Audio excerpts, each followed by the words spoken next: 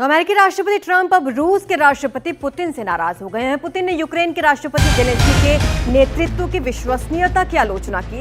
इससे ट्रंप भड़के हुए हैं। साथ ही उन्होंने रूस के ऑयल पर 50% तक टैरिफ लगाने की भी चेतावनी दी है। उमा शंकर हमारे साथ लगातार बने हुए हैं। उमा, अब ट्रंप की नाराजगी पुतिन से हो गई।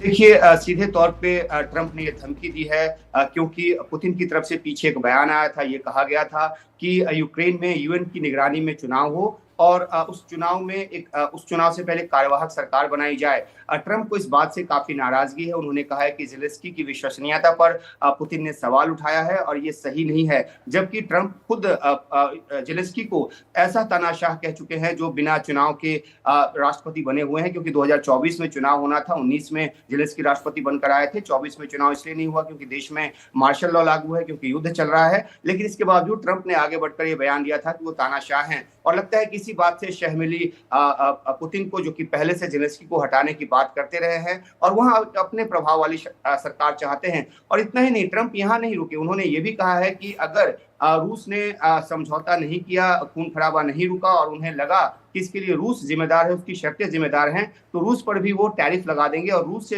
जो भी देश तेल खरीदते हैं उन देशों पर 50% टैक्स लगा देंगे। तो क्योंकि भारत और चीन दो ऐसे बड़े देश हैं जो रूस के ज्यादातर तेल को खरीदते हैं, तो अगर ट्रंप ने टैरिफ लगाया 50%, तो इसका सीधा खामियाजा चीन और भारत जैसे देश को उठाना पड़ेगा। तो काफी ज्यादा आगे बढ़कर बयान दे रहे हैं ट्रंप और उनको लगता है कि जो मुश्किलात आ रही है वो रूस की तरफ से आ रही है, क्योंकि कई दौर की बातचीत के बाद भी रूस जो है वो किसी टर्म्स पर तैयार नहीं हुआ है, किसी 30 दिन के अंतरिम सीज फायर के लिए भी तैयार नहीं हुआ है और उनको लगता है कि इसके लिए पुतिन जिम्मेदार है। लेकिन एक आखिरी अहम बात, ट्रंप ने अब से कुछ देर पहले एक और धमकी दी है और जेलेंस्की को धमकी दी है और ये कहा है कि अगर रेयर अर्थ डील से वो मुकरे तो उनको इतना बड़ा नुकसान उठाना पड़ेगा जो उनको पहले कभी नहीं उठाना पड़ा, क्योंकि वो रेयर अर्थ डील चाहते हैं यूक्रेन के साथ और अभी तक वो भी नहीं हुआ। उनका कहना है कि इसमें हीला हवाली कर रहे हैं जेलेंस्की, तो उन्होंने जेलेंस्की को भी धमकी दे दी है एक ही सुर में।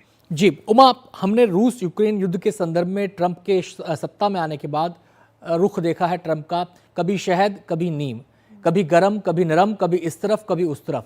इसके क्या मायने हैं? क्या ये उनकी रणनीति का हिस्सा है या फिर वो थोड़ा सा इम्पेशंस यहाँ पर दिखा रहे हैं?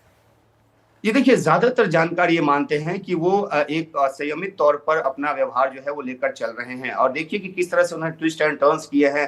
पहले वो जेलेंस्की को तानाशाह कह रहे थे, अब उन्होंने पुतिन को ऐसा ही कुछ कहने के लिए, हालांकि उन्होंने चुनाव की मांग की है यूक्रेन में, इसके लिए उन्होंने पुतिन को एक तरह से धमका दिया है। तो वो जो पूरा जो इसका मामला लगता है वो अमेरिका की अर्थव्यवस्था से जुड़ा लगता है।